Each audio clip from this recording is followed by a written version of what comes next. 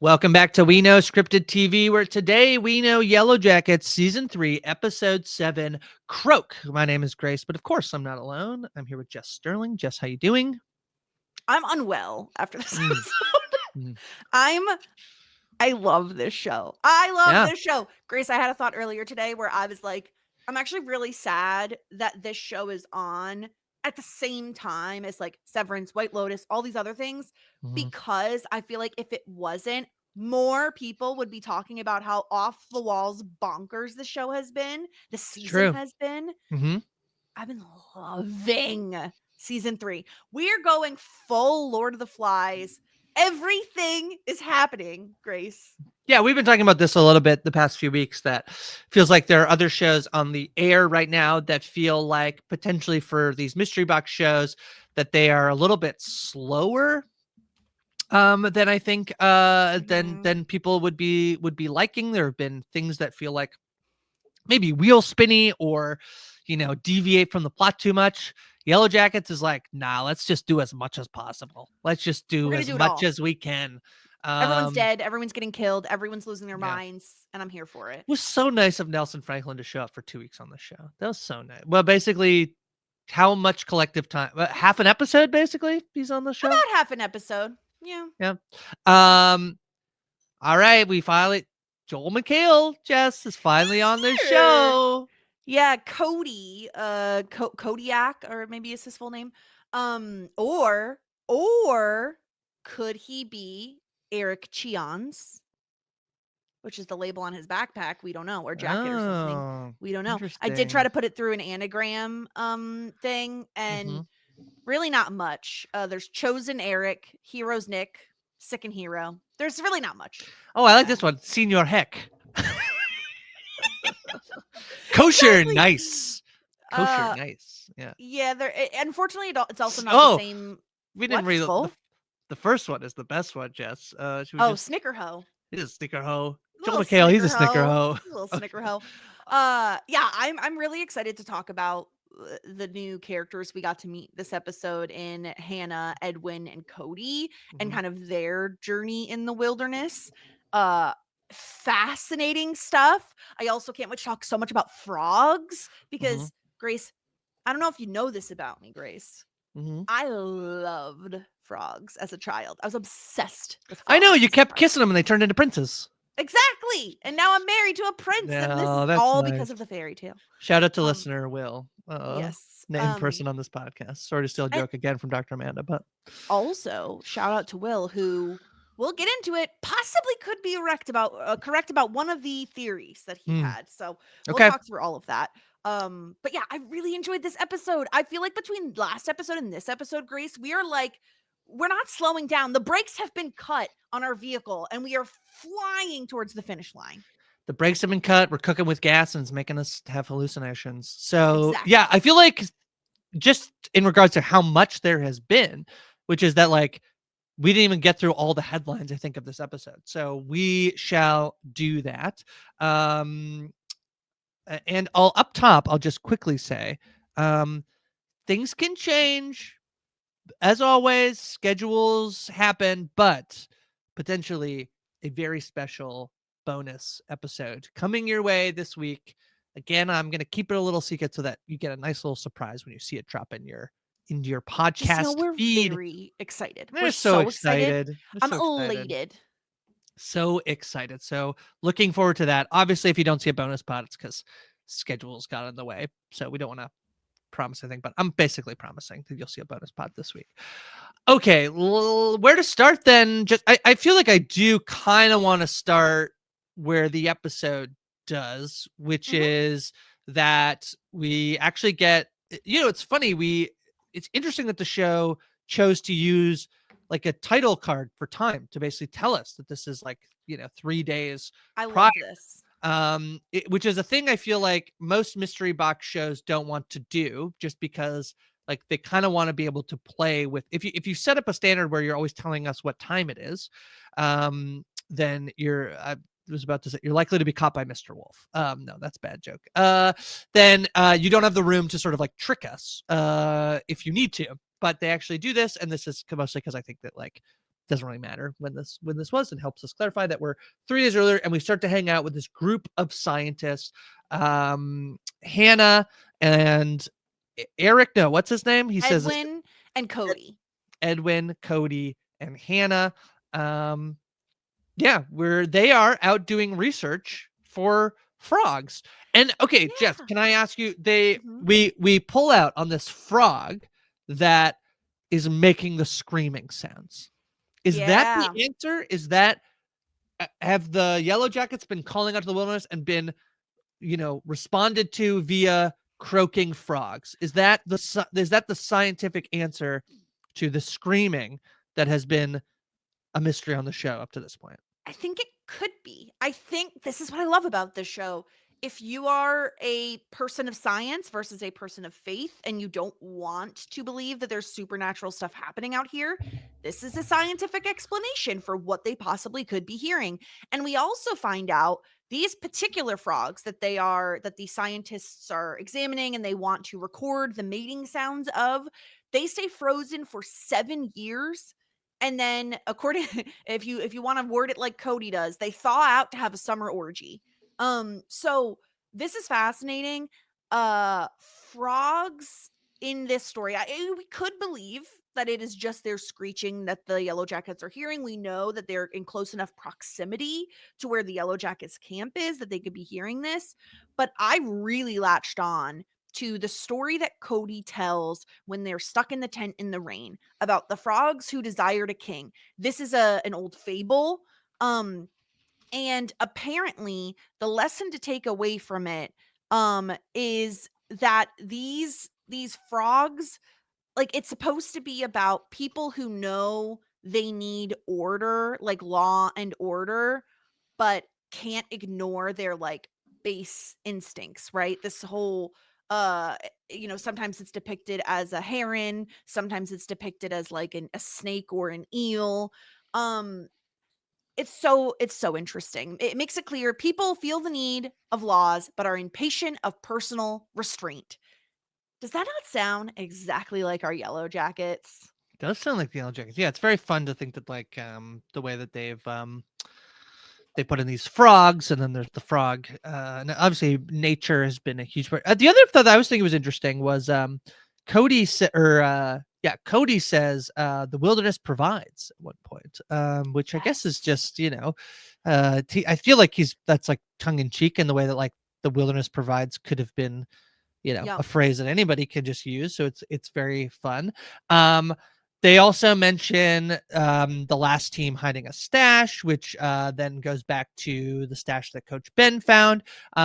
KUH appears to be on the stash. It's marked. You asked me if this is something Canadian. I not off the top of my head, and I can't seem to find any evidence that it is. When you search like KUH and you search for like university, a lot of stuff about either a school in India, but even that is KUHS, a university. And then the other thing is like there's a program in Northwestern, which I thought was going to be matched. Turns out that's about kidney and kidney Ah, disease. So I don't think that's related at all. So yeah. my best guess at the moment is one of two things. I guess I should look up whether KUH is potentially just like the is that like some sort of like brand of food that provides like No, camping and because wilderness food? No, no, it's because no. on the portable phone that Van and Ty discover later in the episode, there is a label on it that was made that says property of KUH, Okay. which to me leads me to Yeah. believe it is a fictional university in Canada. I don't know that for certain. What we do know for certain is that KUH was on the bunch of supplies that Coach Ben found. We have to assume, and Edwin mentions a prior team that was out here. I have to imagine that is KUH, that is part of either the university or the company that has sent these researchers, these scientists out to study and record the sounds of these frogs. So now at least we have an answer to where did all this food come from? Where did all the supplies come from? Turns out they are not the first team to go out and study the frogs. Um, but what I think the things that I'm taking away from these researchers being out there is that, okay, Edwin talks about a lot of hiking. how long of a hike was it away from civilization? Were they airdropped in? Did they Mhm. hike all the way out there? Because to me, Grace, this is something that is very important to the show. This isn't lost. They're not on an island. They're As in the much as middle of the I accidentally think that they are we say most it a of the lot. time. Yeah. It's habit. Um they're not on an island, meaning theoretically, they walk far enough, they should reach civilization. So this is fascinating to me that we now have researchers that talk about hiking, a decent way out. How far actually are they from civilization? Callie mentions later, oh, the plane crashed 100 miles from where these researchers went missing. It just, to me, it says, okay, now we have a real chance of rescue, survival when they're that close to civilization? Yeah. KUH, I'm trying to think, like, if we think the U stands for university, I'm then trying to think of, like, in sort of Alberta, BC, K and H names. Kamloops is one that's not the name of the university in Kamloops. But like I was trying to think of something related to that. I think there's also the chance that like they don't necessarily have to be from this area if they were like sent. I mean, that's expensive research trips. People who do research for university are probably better equipped to, especially this type of like wilderness thing. But like, like Kentucky or Kansas, like that's a far way to travel to research frogs. But is that out of the realm of possibility? Someone should. My inkling is yes, but people should tell me if that is or is not. Like if Mhm. you like the other thing too is like the university, they do seem as is the case with a lot of actors, they are playing a lot younger than they are actual supposed to be. But just we've seen Jeff literally go to Joel McHale literally be at community college, and he was old then. So the idea, I mean, like, not that it could be a Yeah. professor or whatever. They seem older, but they definitely do mention university. So yeah, I'd be interested in. We're obviously KUH has been flagged as a thing before. There are articles out there already about the boxes that Yep. Ben found, and people didn't really seem to have a sense of what it would mean. It does seem, I think you're right, that it's probably fictional in terms of whatever KUH stands for. But I'd be interested to hear Right. people's theories. We're obviously recording just as the episode, without seeing anybody's reaction to it. So Yep. if everyone's immediately like, "Oh, it's this thing," we didn't see that. Right. And Yeah. so what's important to know, Hannah and Edwin seem to be a couple. They're in a relationship. They're the researchers. Cody is their wilderness Although, guide. maybe, Hannah has eyes for I somebody mean, else, you it's know? Joel McHale. You know what I mean? Like, look at his muscles. I'm just Mhm. saying. Edwin seems like a little bit of a wet blanket sometimes, so I don't Mm. blame Hannah. But Cody is a wilderness guy. He's out here to keep them safe and to keep them in the right direction, which Mhm. is interesting when it seems like Edwin is having compass problems, which we've seen in the past. We've Yep. questioned whether it's Yep. a Mercury thing, Yep. what's the situation here, but he thinks that he doesn't trust Cody. He Mhm. finds, like we said this earlier, he finds something with a different name on it. One of his supplies has a different name than what Cody says his name is. Mhm. He's like, is he leading us in the wrong direction? Did he break the phone on purpose when they were high in the tent joking about calling Miss Cleo? He Yep. doesn't trust Cody. And Yep. so Edwin is the one, when they smell barbecue, to Mhm. go off in search of who these people are, what's going on. And I feel like it's kind of immediate comeuppance, Grace, that Edwin is the first one to die. Oh my god, this is wild. Also, Shauna's look on her face when Lottie acts as Edwin the head is the most clear, like, "Alright, we could just say Shauna's bad." She's a baddie. She's a baddie. She's She's bad. smiling. She just goes like, "Oh my god." Yeah. Yeah, and Lottie is doing it for Lottie reasons of it, they don't belong, it doesn't want them here. So she immediately uses a hand axe to Edwin's head. Cody Cody says to Hannah, "Run." Yeah. All the other like van thinks, "Oh, we're getting rescued, like someone's here." But they begin running. Cody immediately shoots Melissa with a crossbow. Yeah. So she now has an arrow through her chest. And Shauna, I think we're getting a little bit of a peek at how Shauna actually feels about Melissa when she yells at Mari that if Melissa dies, you die. Like, Yeah. take care of her. The other piece of this is Nat basically being sort of the voice of like, don't kill them. Don't hunt them down and Mhm. kill them.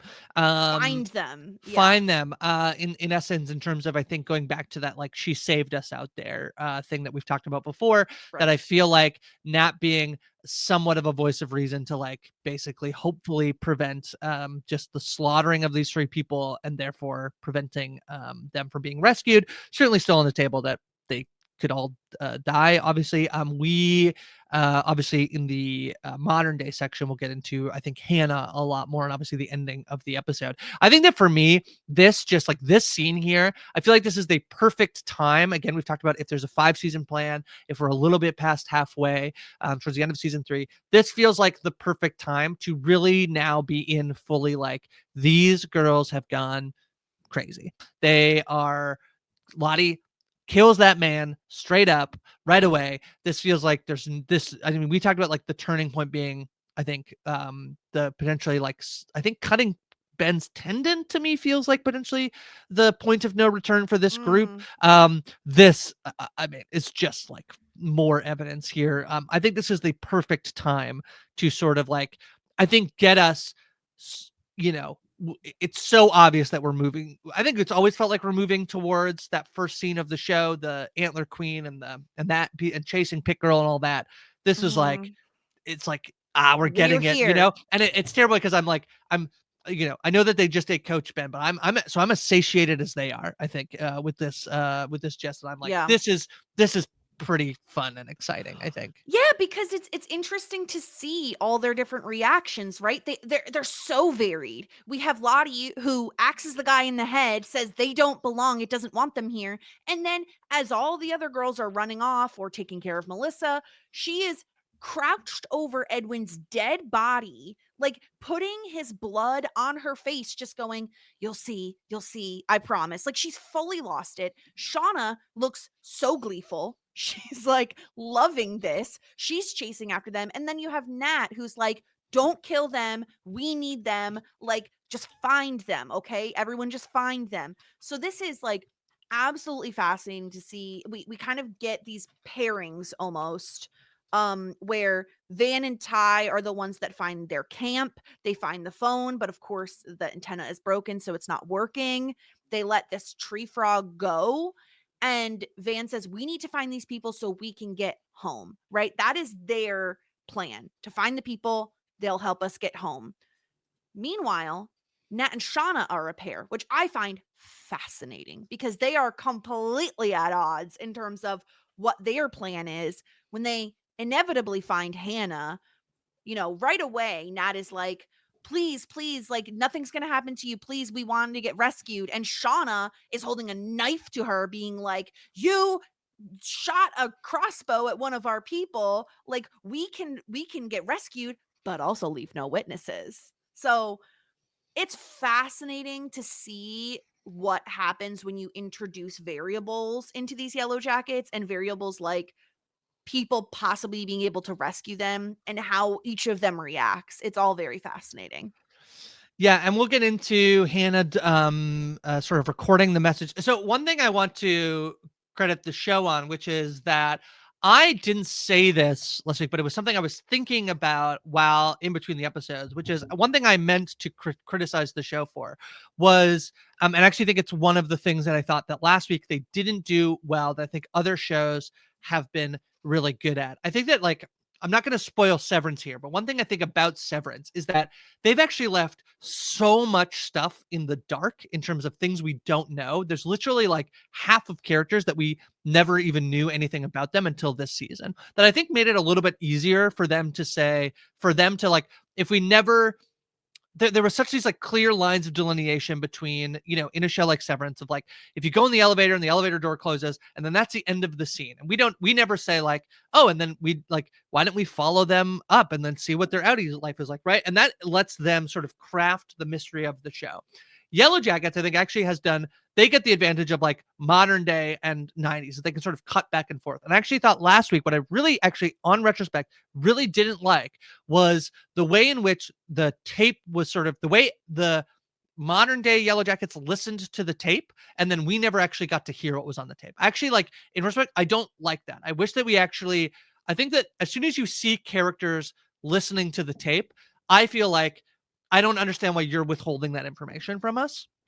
That being said, I'm really glad that we basically only had to wait a week to figure out what was on the tape. And I think the way Yeah. that this all makes sense, that they are the researchers, called them bird watchers. We know that that's not like true, like they're animal There's a researchers. connection, This is yeah, okay. We're to not we're it, not we're yeah. not so wrong, but why they would have tapes of the and recording something, I think made a ton of sense and works out actually in terms of then this week being able to figure out that first of all, there's this piece that we'll find out in the modern day storyline that Hannah had a kid, and then we hear her delivering the message to her daughter Alex. Yep. She has a Um, daughter, Alex, which again, another lost connection I absolutely love. mm, She leaves a recording for Alex, my sweet baby Alex. I don't know if you'll get this, but in case you do, somehow I just need you to know that I love you. I just need you to know that I love you. I did some math, Grace. If uh-huh. we know Hannah had this baby as a teenager, it's why it wasn't mentioned in like the obit, which Misty mentions, which is why the Yellowjackets never knew that she had a kid. And let's pretend Hannah is about 25 to 30 when Hmm. she's out in the wilderness. Hmm. That would make her kid about 10 to 15 around the time that she goes missing, Hmm. or her death, whatever, which would make Alex presumably around 40-ish in the present day. I think that makes so much sense. Hilary Swank, even though she's in her, I think, early 50s, she could play 40-ish. So Oh, Hilary Swank is on the show. Why did you mention Hilary Swank? She's not on the show. Jess, I've been doing something all week. I would mhm. like to now unveil to you, and this is mostly going to be something that will only work if you're watching on YouTube. Sorry to spoil it a little bit. Yes, Would you like to see my Hilary Swank impression? please. For audio only That's listeners, my Grace Hilary Swank impression. I just just fell out of moved her off the chair and screen and pulled disappeared. out my headphones, so just give me a second.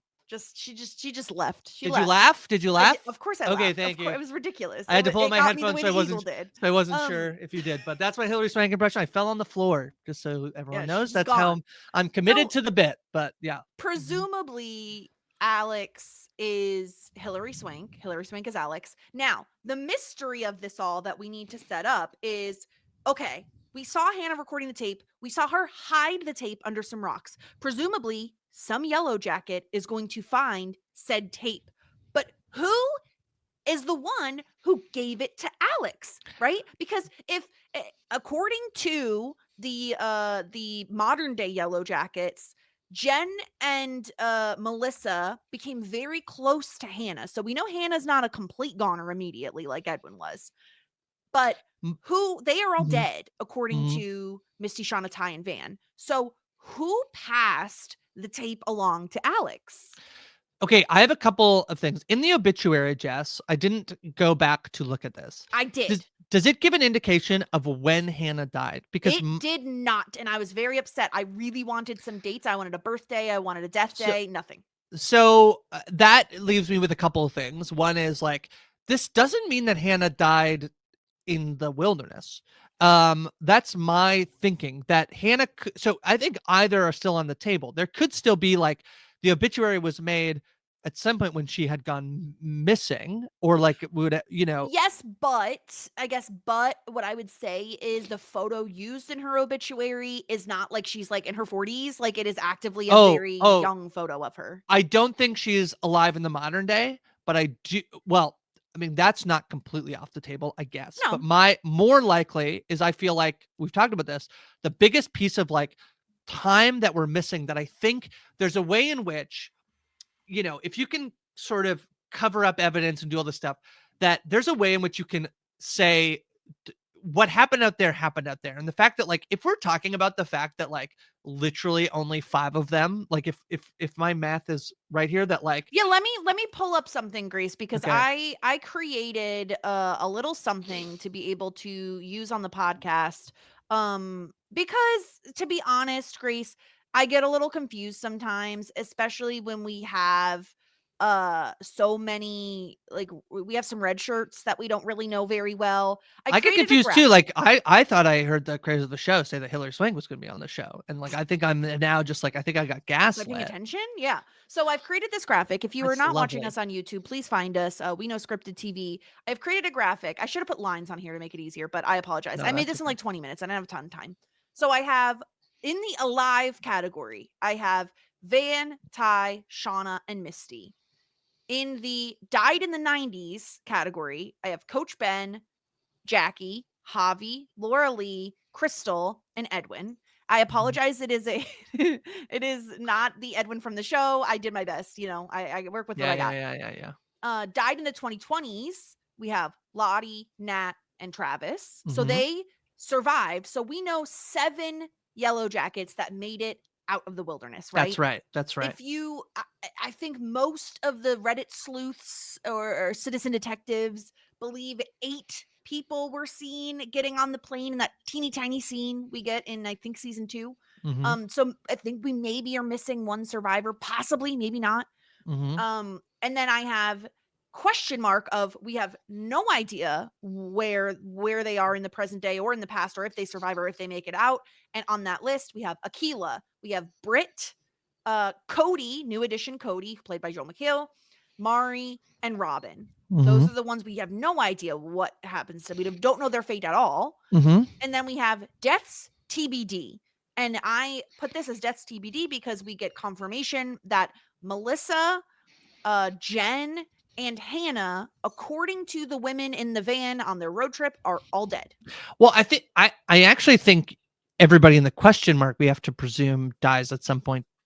We don't have to presume they died. We have to presume that the modern day Yellow Jackets presume that they have dead or have died, because they say basically everybody who knows about this is either us or dead. And so I don't think you can have anybody in the question mark camp. Like, I think those are also Presumably dead. Yeah. Again, it doesn't mean that anybody here has for sure actually, like, basically the way you've categorized, like, if we saw you die, you're dead.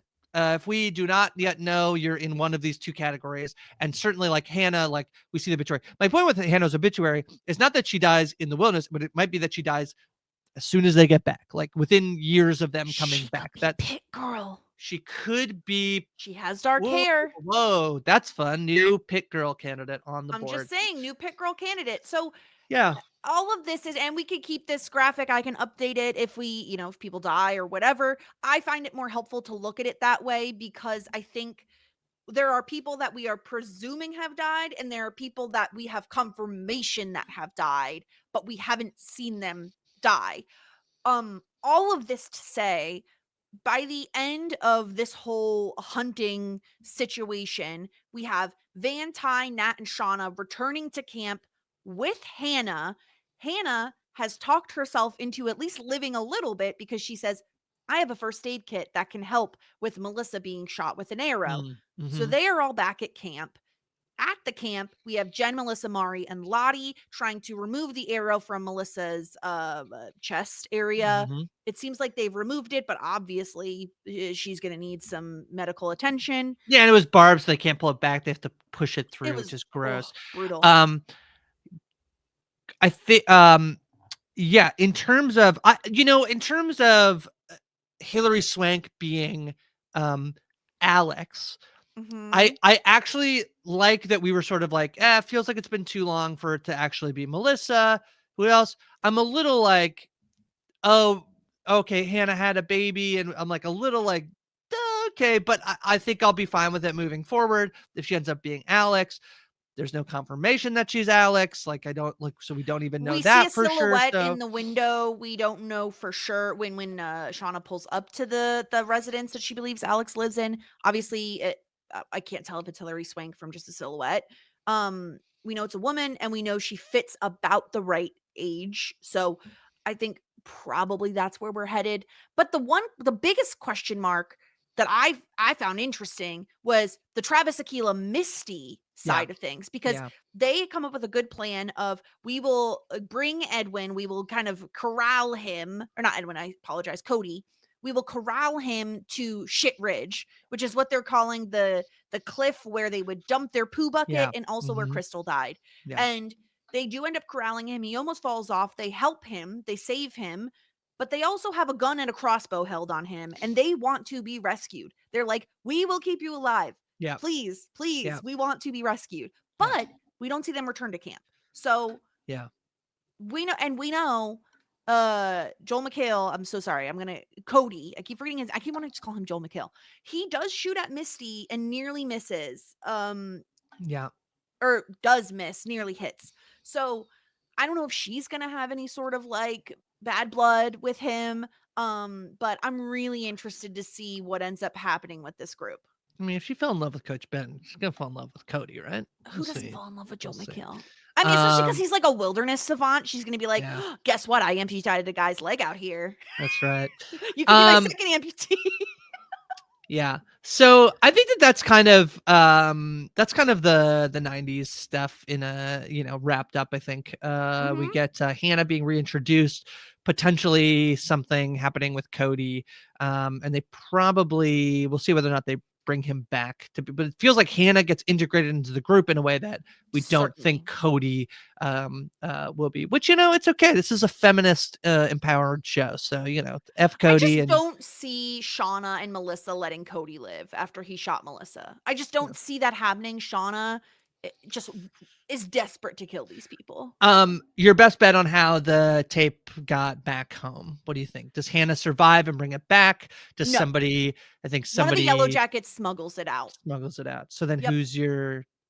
so Here's is it my now a double bluff on that it's actually going to be Melissa who connected with Hannah and brought the tape back, I and then don't it's think Hillary so. Swank as Melissa? I think it's possible it's one of the four. I think it's possible it's one of our core four in Van, Ty, Misty, Shauna. Let us not forget that Ty is not always Ty. Um, there's a strong possibility it's one of them. It could be Travis who sent it prior to his death.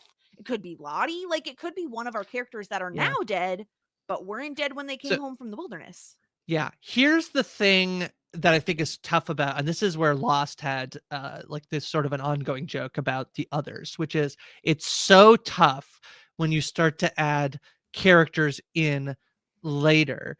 And I actually think like we sort of like look back at Lost with like, oh yeah, the others, but like there are characters who got introduced later who are pivotally important, and also we do Mhm. love. Like I'm a huge Desmond fan, for example, if Yeah, you're of a Lost course. person, and he is not on the show right away and comes in later and has tremendous impact. So I'm not opposed to it. I do feel like there are tiers of sort of like uh for me it's about my excitement as about in terms of the eventual reveal. So I think I'm actually kind of back in the like, I think it's more impactful and I'm more excited if Hillary Swank as Melissa.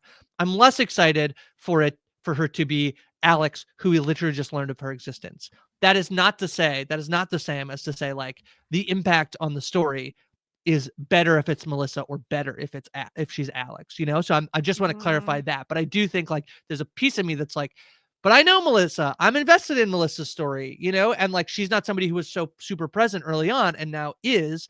The same thing could happen with a character like Alex, but there's part of me that does feel like I'm more excited if Hillary Swank is somebody that we know, or and I definitely think the tape has to end up like, I think it's more fun that the tape got back, as you're saying, with a yellow jacket than it is that like Hannah survived and made it out. All that to say, I'm not critiquing stuff that hasn't happened yet. The show can be what it is, but at the moment, that's where I'm sort of like planting my flag in terms of what I think Mhm. of this story at the moment. All that to say, I thought this is pretty effective as an episode, as a new plot thing that gets thrown in the middle of like pretty late in the season almost as well. Totally agree. And I think that connecting the past and present storylines with this tape, with the Yeah, it's good. mystery It's good. of who found the tape, who brought it home, who's sending this to Shauna, right? Like the interesting aspect of we don't know how much time they spent out there with Hannah, right? We don't know how long she survives. All we know is that Ty says Jen and Melissa got really close with Hannah. So presumably they spent some time out there with her. Now, did Hannah disclose to Jen or Melissa that she has a kid? Because it doesn't seem like Shauna knew that. When she's listening to the tape, this is brand new information for her that Hannah had a kid. So if you'd think if Hannah's out there for any number Wait, of for days or Shauna, Shauna knew that though, right? She no, knew, right? she listens to the tape and says, "Turns out Hannah had a kid." Oh, and then she did And investigative she work tells the before she rest of tells the the rest of the group. Yeah. that's the That's right. whole impetus of the trip to Richmond, Virginia, Right. is to deal with Can, the Alex issue. can I say I actually do think the fact that they got name dropped that Melissa had a connection with Hannah. I actually do think that I think Hilary Swank is Melissa. I think I actually think this is really clever by the show to make us think for a while, then realize that they probably left it too long, add something else in that makes it seem like, oh, Hilary Swank's going to be Alex, for it actually to be, there's like, and the reason why I think that makes sense, and the reason why I think Melissa and Hannah connecting and Hannah divulging to Melissa is that we see very clearly that Shauna cares about Melissa. And if Hannah can sense that Melissa is potentially my key to my own safety, Melissa is the person who, if I can convince her to convince Shauna that I shouldn't die, that is my best guess. That doesn't mean it worked. Shauna, I think you and I are very much on the path. But I saw a comment a couple weeks ago after we talked about having Melanie Linsky colored glasses on, that someone said, who doesn't wear Melanie Linsky colored glasses? Everyone does, because she's an icon. I think that's exactly right. So I think that to me makes more sense than Jen. I think Jen, this could be Jen's introduction into getting a more prominent story, but I think the idea that Hannah can read, oh my gosh, if I can convince Melissa to convince Shauna not to kill me, doesn't mean it works. That's my best path moving forward. And the way I'll do that is telling her, I think. And I'll tell her, I have a kid. I need to get home to my kid.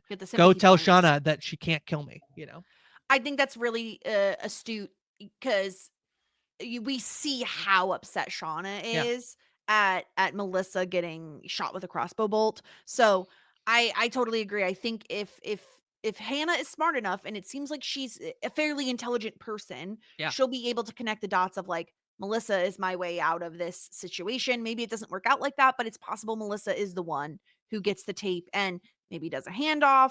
I don't know, something like that. But I want to pivot and talk about, because while they're on this road trip to Richmond, Virginia, the whole gang, all the core 4 Yellowjackets, we get a little more information on what happened with the death of Lottie. Misty accuses Ty. Oh, Lisa said you met with Lottie. Ty kind of shrugs it off and says, I was talking to her about the it of the wilderness and Van's illness and all of that. Then Misty, first of all, finds the train, or the toll booth ticket for Shauna's trip into the city on the night that Lottie died, but she also gets a text message or a phone call from Walter saying the DNA under Lottie's nails matches Shauna's DNA that he got from her hair strand. I had a really interesting revelation, I think, this episode. But when I talked to Christina Ricci, I commended her for her ability to balance being both a comedic and a dramatic actor. I think that she is so funny in this show. And yet she also, when I was speaking to her, it was sort of like mostly about the fact that Juliette Lewis was no longer on the show. We talked about that. I do think, as I was watching this episode, because Christina Ricci kind of was like, I don't really think I'm that good at comedy. And like, it's really the writing that does it. And I don't think that that's true. But I also did realize that so much of Misty's comedy is actually, she is playing it serious. She's dead serious. She's dead serious all the time, which then makes me think that like she's not trying to get a laugh, but it's the fact that she's playing it so seriously that it's getting a laugh. So the way in which she pivots this phone call with Walter, like, don't call me anymore about my talk hair. To you later. Wait, don't call me. Don't call me though. Yeah, is so funny. But I think Misty is such a serious, in the sense that she believes she is being serious all the time. I think that's what's so perfect about it. The way she phrases the group text of "there's a break in the case." Yeah, that's right. It's so serious, and we didn't want to distract you while you were driving, Shauna.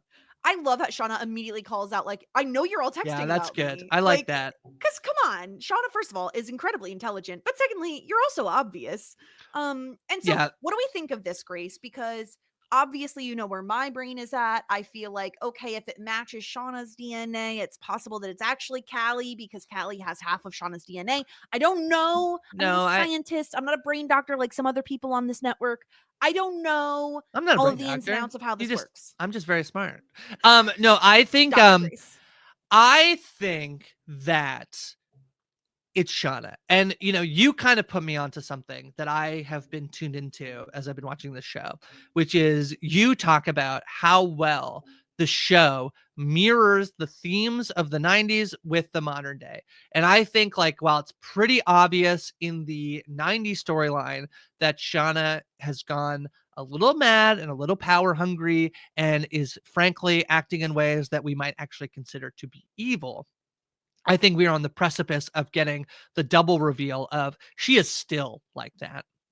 I think that is Yeah. that feels to me like the trajectory we are on for this season. Doesn't mean it has to be right, and it doesn't. I think we could get the and you know what, a Callie sort of like secondary reveal. I think works in the same way in the sense of like mother like daughter. Well, Like I because think Shauna recognizes it in Callie, I yeah. think. She recognizes how smart Callie is. And I think that's why when she's leaving the hotel in the beginning of the episode, she says to Jeff, like, keep an eye on our daughter. And Jeff's like, I'm always doing that. And she's like, no, I think you're Uh, misunderstanding me. I'm not saying keep an eye out for her for someone harming her. Keep an eye out for her because she's very smart and she's poking her nose where it doesn't belong. Like, it's almost threatening in a way. I think the piece that I was sort of thinking we might be going, which I do feel like the Callie and Jeff convo doesn't quite match with this, but I think the idea is if you think about, I've talked a lot about how I think Shauna's core motivation is to make sure that that people believe that what she's doing is the right thing. That's been my thing. And I think you could still have this where I wonder whether she thinks so if this world in which she's going to kill Lottie is less so about the idea that she needs to continue to cover up things because Lottie's been alive for this long. She clearly knows everything that's happened, blah, blah, blah. It's actually about making sure, like, I think what Shauna potentially believes is that Callie is as capable of doing the things that Shauna did. And potentially Mhm. Shauna going to kill Lottie is potentially Shauna's way of saying, I'm going to kill Lottie before Callie does, which she might be wrong about that explanation that Callie would ever do something. Like, I think we're sort of pausing that. I think that the conversation with Jeff, I think, leads you to believe like Callie is not quite as evil as Shauna thinks and is susceptible to doing as much bad stuff because, quite frankly, Callie has never experienced the level of trauma that Shauna has in Exactly. her life. But the idea that Shauna thinks, oh my God, I have to go kill Lottie because if I don't kill Lottie, my daughter's going to kill Lottie. And I'm actually doing this as like, and this is what's morally right is the like I have to protect Mm. Callie from becoming and doing the things that I've had to do because I had to do them. So I'll go do them. Like I wonder if that and I feel like where we could go in terms of not a redemption arc for Shauna, but by the end of the show, having some realization that everything she did was a lot of trauma, was trauma induced and trauma based, and that actually she continuing to keep doing the things to preserve and protect the idea that she was doing something good actually be the thing that might like break her out of the cycle to eventually, I think, ultimately probably serve some sort of whether she dies in the modern day or whatever form of thing that sort of concludes that story. And I think the idea in my head it was like I think I've been going along this idea that like, oh, Callie is like Shauna, but I think after this episode, I'm more in the vein of like, no, Shauna just thinks Callie is like, uh, like she I is, but she's not quite as she hasn't murdered it anybody. wasn't it hasn't I think the way I would phrase it is like the potential for Callie doing bad things has not been unlocked in the way it was in Shauna because of the trauma and And being out maybe in the Shauna's wilderness and all right of those things. that if And I she think goes and kills Lottie, that she never unlocks that well, thing in that's what I Callie. think. That's where I was going was I don't know that it's necessarily that Shauna kills Lottie to prevent Callie from doing it. What if it's Shauna kills Lottie to prevent Callie from being indoctrinated into the Yellow Lottie's, Jackets yeah, in the way that she was when Lottie gave her the necklace? yeah. Go Shauna back to the doesn't want necklace. Yeah, Callie anywhere near that yeah. sort of thing. And I think she could be like, I do not want Callie involved in any of this both because I want to protect her and also because I know what I became and I don't want that for her.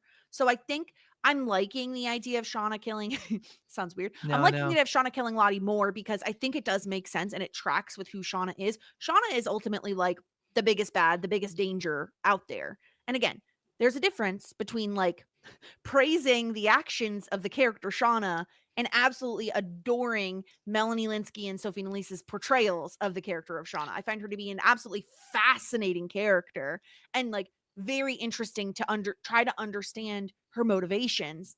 Um yeah, I just think Yeah, I think it's possible and I think what's interesting is when Misty accuses Shauna of this, she full on is like, this is all the proof I have. Why did you do this? I think it's you.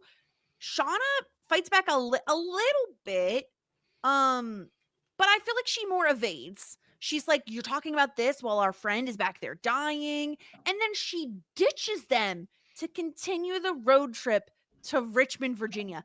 Absolutely wild thing to do when one of your oldest friends, as she would say, is dying in a hospital. Yeah, the piece about this, I think too, in terms of like, did Shauna kill Lottie? Did Callie kill Lottie? When you you'll do this thing where like you can upload your picture and be like, what celebrity do you look like? And you get someone, Yeah. you're like, oh, you're like 95% a match. Or like, oh, you're 75% a match. That's kind of how I feel in terms of whether it's Shauna or Callie. That I feel like Shauna, I think, to your point about like the motivations of the character and the way that the show has gone so far, that it feels to me like that, to me, I think, is a more satisfying way to move forward in the show, that it was Shauna with all of this stuff. Because I want to just dive into the Jeff and Callie combo. As Shauna leaves off, I imagine we're finally going to see Hilary Swank on this show when Shauna goes to Richmond, Virginia, and we meet Hilary Swank's character, but no guarantees. But I do think the combo with Jeff and Callie, I think, to me, outlines why I think it feels like it's going to be like it's just Shauna who did it versus Callie. I think that there's a world where Callie, having done it, feels like 68% right or whatever, if they go that way. But I do think the fact that she's saying, like, I think we both know deep down they could have done it. To me, that's not somebody saying that if they have just committed a murder, And I think that this is, Yeah, certainly.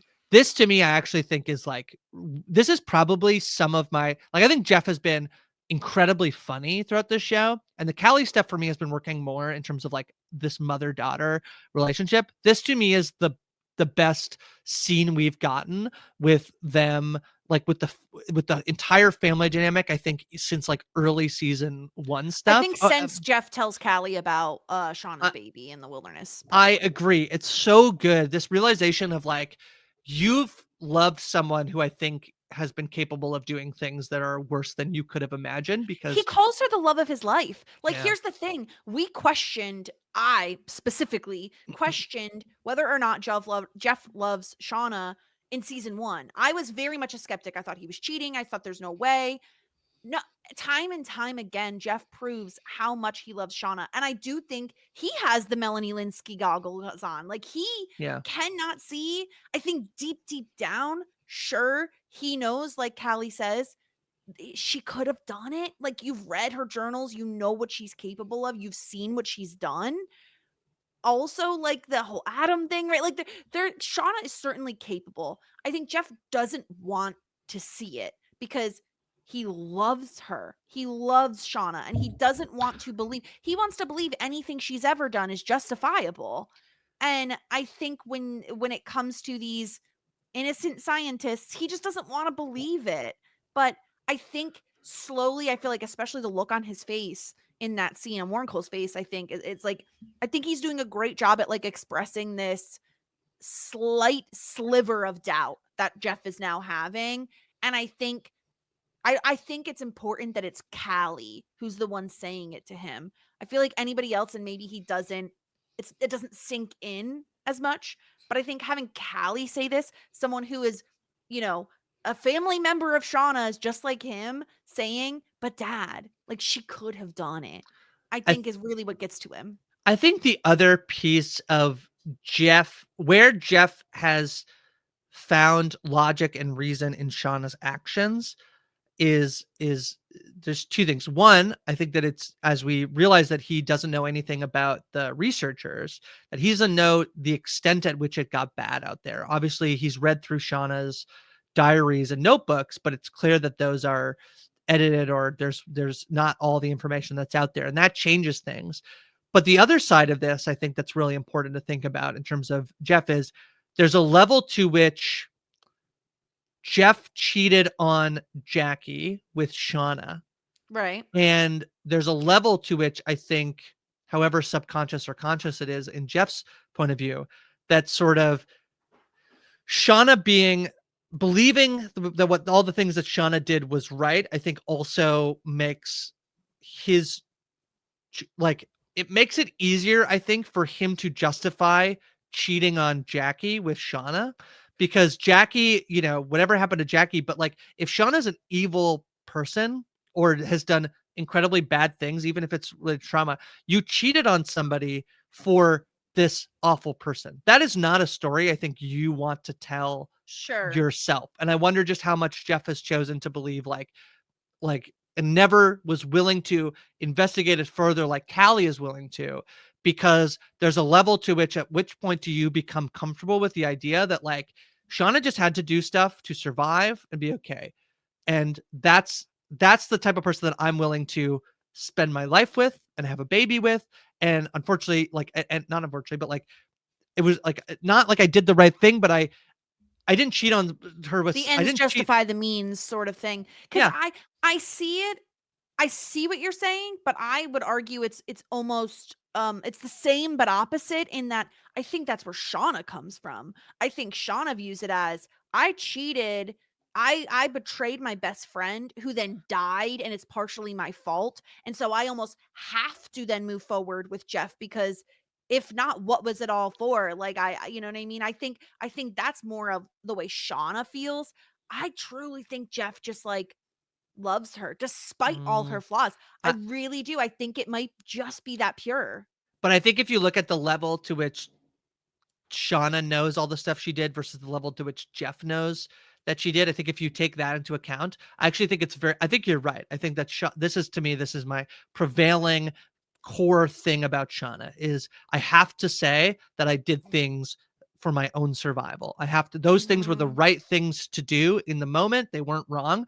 I think that Jeff, without knowing the levels to how bad it got, is willing to do the same thing for his own personal satisfaction. And I think that like there's a world where that like without knowing how bad it got, he can believe those things about. He can believe Shauna is like it's not that he's pretending to be in love with Shauna. He is in love with her because he believes that the level to which the things that she did were the cost of survival. He's also not willing to explore it further, perhaps because he loves her so much. He trusts that she didn't go further, and he's choosing to ignore any evidence to the contrary. Mhm. Now that Callie is finally facing it, I think it's a really rich dynamic. I think these characters are incredibly well created and well crafted, and they're well acted. So I give the show a lot of kudos. I think particularly this scene could kind of be a nothing scene, and it starts with like Jeff is scratching his bed bug itch. His bed bug itches. Like it's actually I think an incredible scene. Yeah, Yeah, I yeah. totally agree.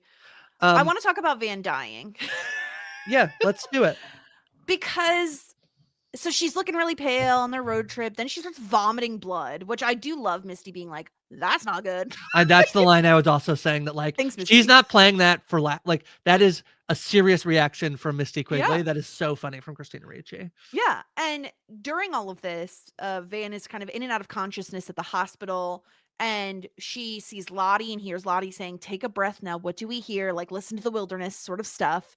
And then this vision she has where I love when they do this. The Oh, I love vision's when they good. do this, when they have a Vision's good. younger version talking to the older Must have version. been so fun for them to get to I do the scene know. together. Yeah, now I I'm gonna love light it. you on I just love fire. it so much. Yeah. And she says, so young Van says this to the dying Van, look at you, you're afraid. We never actually cheated death. It was always an even trade. And then she lights Van's bed on fire. Yeah. This would be this convo with other Ty basically saying like, I'll save you. I'll do all the stuff that you don't want to do. Yeah, I think I thought the scene is tremendous. I maybe want a little bit more of like I don't need an explanation for what's happening. I feel like I'm not getting quite enough of like how it feels like if it's so because I'm more on the scientific side of things, but if you Yep. believe the supernatural stuff, my gosh, this is very demanding of the wilderness to have to kill this many people because the restaurant waiter died, Nat died, who else died? Somebody else just died. Oh, Lottie died. That's a Lottie died. lot of people that like Van still after 3 deaths has to cough up blood. Like, seems a little unfair if this is a tradesies. I would opt out of this deal if I was Van. But I don't know. That's I guess the only Yeah. piece that I have is like I'm a little like, because I know people were, this got posited in the YouTube comments of like, was the restaurant guy dying? That was like in exchange for like Van, you know, like that was the wilderness provides. But I'm kind of like, dude, I feel like it's been, It's I don't know, it's a lot. It feels like. so what if it's this, right? What if they brought it back? Like, what if they Brought the wilderness started this back. new Mhm. cycle with the drawing of the cards they do when Nat dies? What if, like, Van is dying, right? She has cancer, she's dying. What if that would have happened? That's what would have happened, but then they played the game and Nat died. And so because Nat died, Van gets to live.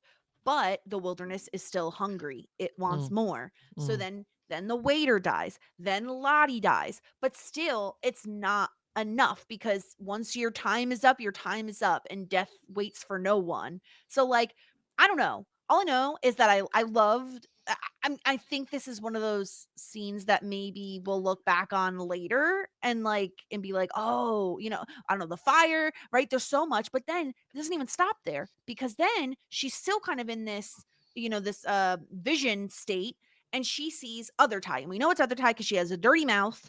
mhm, And she mhm, says, "Don't worry, I won't let them take your eyes. This mm, isn't the end for you. mhm. I'm the one who can save you." And Yeah. Van is pleading, saying, like, "No, I want Ty. Like, I don't want you. Like, please stop." And Ty, whether it be other Ty or real Ty, jokes about like killing that other guy in the hospital that's making a ton of noise. And Van takes it seriously. She's like, "Don't, like, please don't." This is all. I mean, we've been banging the drum, Grace, of like it's been other Ty all season. Um, but yeah, I think while I still maintain that I think it's either other Ty or other Ty and Van that burnt the cabin down. Who knows if we'll ever solve that mystery? Um, I think while we once thought maybe other Ty killed Lottie, I do think I'm with you and trending more towards Shauna. I mean, obviously the DNA evidence, but then also just motive and everything, right? I just do you think will Van die? Like, is Van going to die this season? She's puking up blood. Um, I, I mean, I think one thing that I um feel like, uh, in terms of how many people are left supposedly alive in the fact that they basically said like it's us and that's it, that to me, Right. I start to feel like they took 2 seasons to kill Nat. Would they, and I'm totally like I'm metaing it a little bit. Like, would they then immediately then kill Van? I After they've kind killed of Lottie. Yeah. and Lottie's gone, so that'd be 2 deaths, and it's basically like 3 deaths in the span of 11 episodes. That to me maybe feel, I don't think Van dies. Even thinking about Lottie dying, I don't think Van dies. I definitely could see, I mean, I guess part of me feels like, are you then just left with Ty, Shauna, and Misty heading into, so if Van dies next season, then in a final season you have Ty, You have the Shauna, and three. Misty. You have Yeah. 3 of them. Maybe doesn't feel, and then potentially whoever. I think that there's definitely one other. I think there's one other Yellow Jacket alive. I think that there has to be. I think. Well, according to, again, if you want to go through what the citizen detectives have done in terms of that plane scene, people have counted, like, we think there's 8 people. If I bring up my graphic again, we know only 7: Ty, Van, Shauna, Misty, Lottie, Nat, and Travis. Those are the 7 that we know make it back. So potentially there's room for one more. Yeah. But yeah, I think I'm in the camp more so of, I don't think Van is going to die. I think she is someone who cheats death regularly on this show. And especially I'm even thinking of when Shauna and Misty are sitting out in the hospital waiting room and Shauna says, "But Van, like, this is how she goes out? Cancer?" Like, it just feels improbable. And again, she's throwing up blood, but she's come back from other things. Like she had like terminal cancer, and then her doctor was like, "It's a miracle." So it's certainly possible. I think one of the things too, I think at some point, like, doesn't Van posit that like we've got to make a sacrifice to the wilderness? Maybe it should be the person who has almost died a million times. I don't know. I don't think she dies this season. I think certainly our what I will now call kind of like our core four, I think, are all surviving to the end of the season.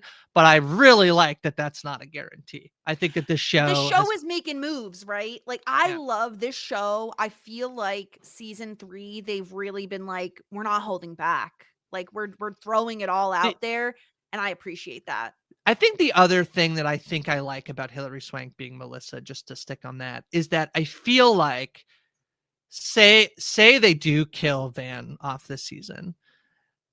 If Hilary Swank is playing Melissa, it does feel like there's a degree to which, like, okay, I can kind of rock with like now we still have 4 remaining Yellowjackets, and we don't have Van, but we have Hilary Swank. Like I feel like that feels big up. If she's Alex, I'm like, no, it's not our Yellowjackets, So I don't know. We'll see. Wondering what people and then I think a few weeks ago we did our not dead draft, and I don't think we got any movement on that. Although we probably could maybe potentially could cross some. No, nobody who only Edwin has died, right? Since Axe to the head. All right. Well, it was very fun. We still have 3 more episodes to go. I know, this season has been so good. That's and it crazy. Never stops, and I'm always excited to watch the next episode. Like it is a struggle to wait. Like I know. I think it was a Taryn who said this on the Tastemakers about Severance. Like it's like he's not anticipating the next episode necessarily. I feel the exact opposite way about Yellowjackets. I am counting down the minutes until I can watch another episode because it's just that good. I'm loving this season, and I cannot wait to see where it goes next. Yeah, very fun. All right, what else you got going on, Jess? You could find me at the Jess Sterling over on Look for the Light, where we talk about The Last of Us, and we're on Talking Shit, and then of course Shit 90 Shows Taught Me. So check me out, all of those places you can hear what I've been podcasting about. What about you, Grace?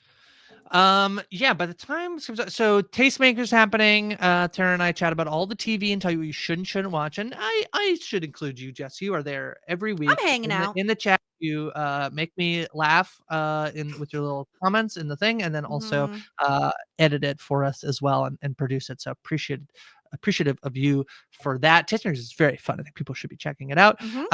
Weekly recaps. Obviously, there's a lot happening on We Know Scripted TV still with all of these shows that are airing or just wrapped up. Tara and I are also talking the Wheel of Time each week. They dropped 3 episodes last week and another one this week. So check that out. And I'm writing on Parade, parade.com. You can check out my work there. Any clicks are much appreciated. Follow me on social media at Hi From Grace or at Go From Grace. We'll be back next week with episode 8 of season 3 of Yellowjackets. Until then, a licky boom boom down.